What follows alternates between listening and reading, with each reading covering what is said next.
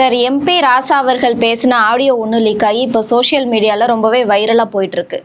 நிறைய பேர் வந்துட்டு அது ஏஐ வீடியோ, ஏஐ ஆடியோ அப்படின்னு கூட சொல்கிறாங்க. அது உண்மை இல்லை அப்படின்னு சொல்கிறாங்க. ஆனாலும் எடப்பாடியார் அவர்கள் வந்து கிருஷ்ணகிரி பரப்புரையின் போது அந்த ஆடியோ பற்றி ஒரு ஸ்பீச் கொடுத்துருந்தாரு. அதில் என்ன சொல்லியிருந்திருக்காருன்னா, மு.க. ஸ்டாலின் அவர்கள் வந்து அவருடைய தந்தையை இறுதி காலங்களில் ஒரு சிறை கைதி மாதிரி வச்சுருந்தாரு. தந்தையவே அந்த மாதிரி நடத்துற ஒருத்தர் நாட்டு மக்களை எப்படி நடத்துவார் அப்படின்ற மாதிரி ஒரு கேள்வி கேட்டிருந்தாரு. அதுக்கு ஸ்டாலின் அவர்களும் பதில் கொடுத்திருந்தாரு. கருணாநிதி அவர்களை பத்தி பேசுறதுக்கு எடப்பாடி அவர்களுக்கு எந்த ஒரு தகுதியும் இல்லை அப்படின்ற மாதிரி பதில் ஸ்பீச்சும் கொடுத்திருந்தாரு.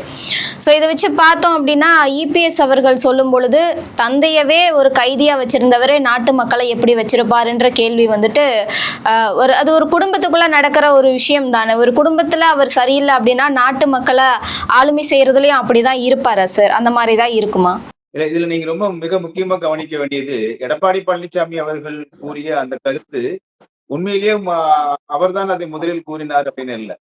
மு.க. அழகிரி அவர்கள், ஸ்டாலினுடைய சகோதரர் மு.க. அழகிரி அவர்கள் இது போன்ற குற்றச்சாட்டுகளை ஸ்டாலின் மீது முன்வைத்தது செய்தித்தாள்களிலேயே வந்திருக்கு.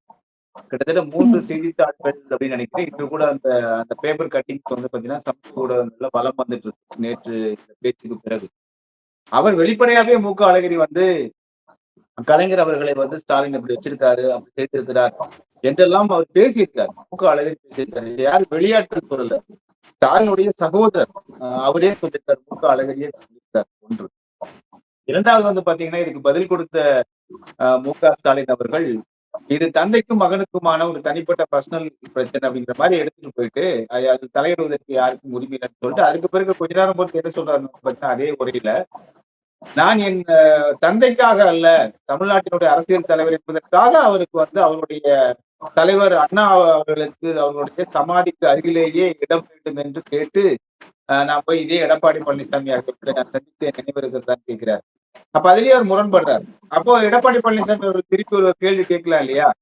நாங்களும் வந்து மு.க. ஸ்டாலினுடைய அப்பா கலைஞர் கருணாநிதியை பற்றி பேசவில்லை, அல்லது கலைஞர் கருணாநிதி அவருடைய மகன் ஸ்டாலினை பற்றி பேசவில்லை.